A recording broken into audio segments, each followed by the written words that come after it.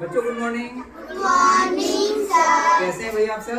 अच्छे हैं। देखिए आज कौन सा वार है? शनिवार है ना। और इसको हम किस रूप में मनाते हैं? सुरक्षित शनिवार। सुरक्षित शनिवार के रूप में, है ना भाई। देखिए क्या लिखा है, सुरक्षित शनिवार, इसी रूप में मनाते हैं ना। और हर शनिवार को हम कुछ न कुछ नई जानकारियां प्राप्त करते हैं। तो आज जो है हमारी चर्चा का विषय यह रहेगा, कुपोषण से होने वाली परेशानियां एवं समाधान, है ना भाई। तो हम देखते हैं कई दिन प्रार्थना के समय आर्यन जो है गिर जाता है ना, प्रार्थना के समय। और एक दो और बच्चे हैं जिसको चक्कर आ जाता है, पर आप लोगों को तो नहीं आता। तो वो दोनों को क्यों चक्कर आता है जानते हैं आप लोग? नहीं जानते ना। तो वो उनको चक्कर आता है कुपोषण के कारण, है ना। किसके कारण आता है? कुपोषण के कारण। तो कुपोषण वास्तव में कुपोषण के जो लक्षण होते हैं वो क्या क्या होते हैं? सभी लोग ध्यान से सुनिएगा। अर्चना इधर ध्यान से सुनना है ना। कुपोषण के लक्षण क्या होता है? थकान लगती है और कमजोरी, थकान व कमजोरी। और क्या आता है? चक्कर आता है। क्या आता है? चक्कर आता है। कुपोषण के कारण चक्कर आता है ना भाई। थकान लगती है, कमजोरी महसूस होती है, चक्कर भी आ जाता है।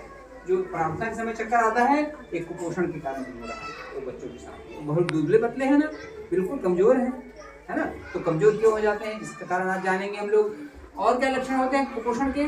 त्वचा जो है शुष्क हो जाता है। जो त्वचा रहता है हमारा बिल्कुल एकदम शुष्क हो जाता है, चमकीला नहीं रहता, बिल्कुल ऐसा लगता है कि बहुत दिन से बीमार है क्या बच्चा या आदमी।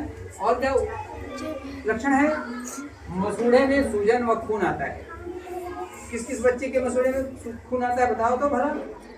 ब्रश करते समय किसी के दांत से खून निकलता है, मुंह से। किसका है? रागिनी देखो हाथ ऊंचा करी है, वो देखो। और अर्चना हाथ ऊंचा करी है, इधर से विकास भी हाथ। तो क्यों आता है? ये जो कुपोषण के कारण है। विटामिन की कमी हो जाती है शरीर में, जिसके कारण मसूड़े से में सूजन हो जाता है वह खून आता है। और क्या होता है कुपोषण के कारण? दांत झड़ जाते हैं। क्या होता है? दांत झड़ जाता है। और क्या होता है? वजन कम हो जाता है। ये सब किसके कारण होते हैं? कुपोषण के कारण होते हैं, है ना। और इसका असर जो होता है कुपोषण का किसके ऊपर पड़ता है? शारीरिक असर तो पड़ता ही है हमारे शरीर पर। शरीर बिल्कुल कमजोर हो जाता है, बाल सफेद हो जाएंगे, दांत झड़ जाएंगे, त्वचा शुष्क हो जाएगा, है ना भाई। ओठ में पपड़ी जम जाती है, ओठ में भी पपड़ी जमती है कमजोरी के कारण। तो और इसके साथ मानसिक कमजोरी आ जाती है। देखना कई बच्चे बहुत अच्छे से क्लास में बैठते हैं, पूरी बात टीचर की सुनते हैं और समझते हैं, और कुछ बोलो तो काम करके दिखाते हैं क्लास वर्क, है ना। और होमवर्क को भी अच्छे से करके लाते हैं। पर कुछ बच्चे न तो कक्षा में अच्छे से समझ पाते हैं, न टीचर की बात में ध्यान दे पाते हैं, और कक्षा कार्य को भी नहीं करते हैं और होमवर्क को भी नहीं कर पाते हैं। तो क्यों नहीं कर पाते? क्योंकि वे क्या हो जाते हैं, उसमें एकाग्रता की कमी होती है और मानसिक कमजोरी आ जाती है। इसके कारण कुपोषण के असर के कारण, है ना भाई। और हम कैसे दूर करें इसको, कुपोषण को? ये तो हो गया कुपोषण की परेशानियां। क्या क्या परेशानी होती है? शारीरिक परेशानी हो सकती है, मानसिक परेशानी हो सकती है, और एकाग्रता में कमी आ सकती है। अब हम उसको दूर कैसे करें? तो उसके लिए दो तीन बातों का हमको ध्यान रखना पड़ेगा। पहले सर्वप्रथम हम ध्यान दें किस पर? स्वच्छता के ऊपर में। सबसे पहले किस पे ध्यान देना होगा हमको? स्वच्छता के ऊपर में। पिछले सप्ताह हमने क्या किया था? हाथ धुलाई के बारे में बात की थी ना आपसे, कैसे हमको हाथ धुलना है, ये थे कि नहीं किए थे, है ना भाई। तो हमें भोजन से पहले क्या करना चाहिए? हाथ धोना चाहिए। हाथ को किससे धोना चाहिए? साबुन से धोना चाहिए। और कैसे धोना चाहिए बताया था ना आपको, कैसे धोना चाहिए? दोनों हाथों को क्या करना है? दोनों हाथों को रगड़ना है। फिर क्या करना है? हाँ, फिर रगड़ने के साबुन लगाकर रगड़ेंगे, फिर हाथों के पीछे रगड़ेंगे, फिर कहाँ करेंगे? अंगूठे के पास, यहाँ। फिर क्या करेंगे? हथेलियों के पास। फिर क्या करेंगे? पूरे कलाइयों तक, फिर धो लेंगे। तो इस तरह से हाथ धुलाई हमको अच्छे से भोजन के पहले करना चाहिए, ठीक है ना। और क्या करें? जब हमारी जो किताबें हैं वो हमको खाने वाली जगह में नहीं रखना है किताबों को, है ना भाई। क्या नहीं करना चाहिए? किताबों को खाने की जगह में नहीं रखनी चाहिए। और कई बच्चे क्या होता है देखना, खाते रहते हैं, चॉकलेट गिर गया जमीन में, उठा के खा लेते हैं। तो हमें जमीन में गिरा हुआ चीज नहीं खाना चाहिए। और क्या नहीं करना चाहिए, हमें गंदा पानी नहीं पीना चाहिए, हमेशा साफ पानी का प्रयोग करना चाहिए, साफ सुथरा पानी का। गंदा पानी पिएंगे तो बीमार पड़ेंगे। और क्या करना चाहिए भाई, हमेशा साफ सुथरा रहना चाहिए और साफ सुथरे कपड़े पहनने चाहिए, है ना भाई। और साफ सुथरे कपड़े नहीं पहनेंगे तो क्या होगा, त्वचा की बीमारियां हो जाएंगी। गंदे मैले कपड़े पहनेंगे तो खुजली हो जाएगी, शरीर दिन भर खुजलाएगा। तो हमें साफ कपड़े पहनने चाहिए। और क्या करना चाहिए, हमें संतुलित भोजन करना चाहिए। संतुलित भोजन जिसमें सभी प्रकार के विटामिन, प्रोटीन, मिनरल्स, कार्बोहाइड्रेट ये सब रहते हैं, ऐसे भोजन हमको करना चाहिए। देखिए मैंने एक छोटा सा झंडा बनाया है, देखो 3 रंग का झंडा रहता है हमारे तिरंगे में, तो मैंने इसका 3 हिस्सा कर दिया है। ऊपर नारंगी हिस्सा रहता है, झंडे में क्या रहता है, केसरिया रंग रहता है ना, तो हमें नारंगी रंग के फलों को खाना चाहिए। जैसे संतरा हो गया, संतरा को नारंगी भी कहते हैं, ऑरेंज माने ओ फॉर ऑरेंज, ऑरेंज माने नारंगी कहते हैं ना, तो नारंगी क्या है, संतरा है। संतरे में क्या होता है, खट्टा होता है ना संतरे का फल, तो विटामिन सी होती है। क्या होता है, विटामिन सी की मात्रा अधिक मात्रा में। और ऐसे ही आंवले में विटामिन सी रहता है। और जितने भी नींबू हो गया, संतरा हो गया, इसमें विटामिन सी रहता है। तो हमें क्या करना चाहिए, नारंगी फलों का सेवन करना चाहिए, जो विटामिन सी हमको अच्छे से मिलेगा। ये ऊपर का नारंगी रंग हो गया हमारे झंडे का।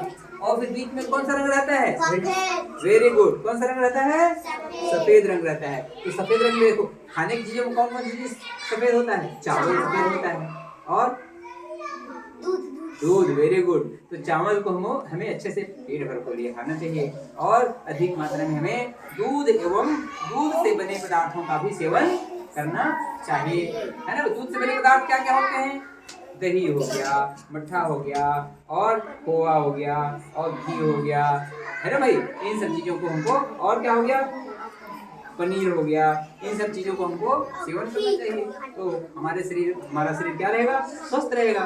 और क्या करना चाहिए, तीसरा रंग झंडे का कौन सा है, हरा रंग होता है ना भाई। तो हरा रंग भी हमें क्या संदेश दे रहा है, हमें अधिक से अधिक मात्रा में हरी सब्जियों का प्रयोग करना चाहिए। अब हरी सब्जियां कौन कौन सी होती हैं, चलो भवानी बताओ, कौन कौन सी सब्जियां हरी होती हैं, बढ़िया, करेला और भिंडी, वेरी गुड, और हाँ भाजी, वेरी गुड, सब्जी है ना, बहुत सब प्रकार की भाजी, और हाँ वेरी गुड, और मिर्ची, और सब्जियों के बारे में बात कर रहे हैं। और तरबूज भी फल है वैसे, है ना, लेकिन चलो, और अरे बहुत सारी हाँ, मटर हो गया और लौकी हो गया और बरबट्टी हो गया और ग्वारफली हो गया, सेमी हो गया, सब तो हरी सब्जियां हैं। तो अधिक से अधिक मात्रा में हमको हाँ हरी सब्जियों का सेवन करना चाहिए। तो ये हमारे स्वास्थ्य के लिए, देखो 3 रंगों से जो झंडा है हमको संदेश देता है कि हमारा ऊपर का हरा रंग क्या, नीचे का हरा रंग क्या बताता है, हरी सब्जियां खाओ। बीच का सफेद रंग कहता है आप अधिक मात्रा में दूध और चावल से बने हुए पदार्थ का सेवन करो। और नारंगी फल क्या बताता है, नारंगी रंग हमें अधिक से अधिक मात्रा में विटामिन सी युक्त जो फल है उसका सेवन करना चाहिए, फलों का सेवन करना चाहिए, ठीक है। तो इस तरह से ये तो हो गई बातें इसके बारे में, संतुलित आहार के बारे में। देखो हमने यहाँ लिखा है ना भाई, जो कुपोषण का असर था शारीरिक मानसिक होता है, दूर कैसे करें, पौष्टिक भोजन से। जो तिरंगा मैंने बताया उसमें आ रहा है 3 रंगों का के बारे में, भी नारंगी फल, चावल, दूध, हरी सब्जियों के बारे में, ये सब किसमें आता है, पौष्टिक भोजन में आता है ना। और क्या होता है, संतुलित आहार। संतुलित आहार किसको कहते हैं, ऐसे भोजन, इधर ध्यान दो बेटा, ऐसे भोजन जिसमें सभी प्रकार के तत्व जैसे प्रोटीन, कार्बोहाइड्रेट, वसा, मिनरल्स, ये सब पर्याप्त मात्रा में हो, हमारे जो शरीर की आवश्यकता के योग्य हो, ऐसे आहार को हम क्या कहते हैं, संतुलित आहार कहते हैं, ठीक है ना भाई। अच्छा, और मध्याह्न भोजन में एक और बात है, जो नमक उपयोग करते हैं वो आयोडीन वाला नमक होना चाहिए। लेकिन आयोडीन की कमी से झींगा रोग हो जाता है। झींगा रोग जानते किसको कहते हैं, ऐसे गले में ये जो हमारा गला है फूल जाता है, ऐसे गाँव में किसी को देखे हो ऐसे गला फूला है ना भाई। तो जो आयोडीन युक्त नमक का सेवन नहीं करते उनका गला क्या होता है, सूज जाता है, उसमें आयोडीन की कमी हो जाती है, जिससे घींगा रोग हो जाता है। तो हमें आयोडीन वाले नमक का सेवन करना चाहिए। और हमें क्या करना चाहिए भाई, सभी प्रकार के मौसमी फल खाने चाहिए आपको।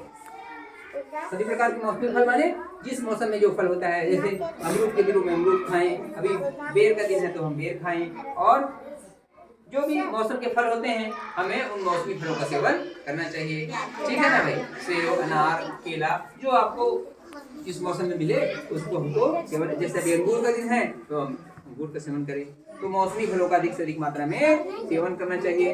अच्छा, ये तो हो गई बातें बाहर की। अब हमारे रसोई में, आप सब घरों में रसोई रहता है, इसको बोलते हैं रसोई घर, इसको बोलते हैं मतलब रसोई घर, जहाँ खाना बनता है घरों में, उसको हम क्या बोलते हैं, रसोई घर। तो रसोई घर में हमको क्या नहीं करना चाहिए और क्या करना चाहिए, ये भी तो जाने ना भाई। हमारे रसोइया लोग देखो भोजन बनाते हैं, बगल में बनाते हैं ना, तो हमें वहाँ भी क्या करना चाहिए और क्या नहीं करना चाहिए, इसको जानना है। तो सबसे पहले खाने के पदार्थ को छूने से पहले अपने हाथों को धोना है, अपने हाथों को धोना है, ठीक है, क्योंकि हमारा हाथ हो सकता है कीटाणु हो, तो अपने हाथों को धोना है। और क्या करना है, रसोई के बर्तन को बिल्कुल साफ सुथरे रखने हैं, ठीक है, क्या रखने हैं, रसोई के बर्तनों को बिल्कुल साफ सुथरा रखना चाहिए। और फल और जो सब्जी है, उत्तम फल और जो सब्जी है उसको हमको क्या करना है, धो करके, वेरी गुड, धो करके हमको प्रयोग करना है। कैसे करना है भाई, धो करके। देखो कोई चीज हम बाजार से लाए तो बाजार में क्या रहता है, मक्खियां भिनभिनाते रहती हैं और फलों के ऊपर बैठती हैं, फलों के ऊपर क्या कर देती हैं, गंदगी भी कर देती हैं, और हम बिना धोए खाएंगे तो ये गंदगी हमारे शरीर में जाएगा और हमको बीमार भी कर सकता है। और क्या करें भाई, हम रसोई घर में जो कपड़े होते हैं, तौलिया जिससे बर्तन पोंछते हैं, उसको हमको बिल्कुल साफ रखना चाहिए। और क्या करना चाहिए, बासी खाना हमको नहीं खाना है, और खाने को हमेशा ढक करके रखना है। क्या करना है, हमेशा ढक करके रखना है। और गंदा पानी हमको नहीं पीना है, तो पहले बता दिया हूँ, ठीक है ना भाई। और साला में या फिर घरों में है ना, कोई बीमार आदमी है तो उससे भोजन ना बनवाएं, क्योंकि भाई बीमार आदमी मान लो उसको बहुत अधिक मात्रा में, मान लो सर्दी है, खांसी है, तो छींकेगा, हाथ में जाएगा उसकी कीटाणु, और वैसे वो क्या करेगा, भोजन को स्पर्श करेगा, तो भोजन से कीटाणु आपके तक पहुंचेगा, आप भी संक्रमित हो जाओगे। तो बीमार आदमियों से भोजन बनाने का प्रयास नहीं करना है ना भाई। और क्या करें हम, देखिए आगे, तो बच्चे जो हैं पौष्टिक भोजन करें, और जो जंक फूड होता है ना, जो पैकेट वाला पदार्थ, उसको हमको नहीं खाना चाहिए। कैसे राम होता, पैकेट में क्या क्या सामान आता है खाने का, भाई दुकान में नाम बताओ तो, हाँ, और हाँ, तो इन चीजों को हमको सेवन कम मात्रा में करना चाहिए, या ना करें तो ज्यादा अच्छा है। अपने घर में बने हुए जो भोजन होते हैं, ताजे भोजन, उसका हमको सेवन करना चाहिए, है ना भाई। देखिए लिखा है मैंने यहाँ पर, क्या करें क्या ना करें रसोई में, तो हाथ धुलाई करना चाहिए, मैंने बताया। फिर कहा हमें जमीन पर गिरा नहीं खाना चाहिए, बर्तन साफ सुथरे रखने चाहिए, फलों सब्जियों को धोकर खाना चाहिए। और एक महत्वपूर्ण बात है, घरों में भोजन बन गया, मध्याह्न या भोजन में हमारे रसोई बनाते हैं, भोजन बन गया, उसको हमेशा ढक कर रखना चाहिए।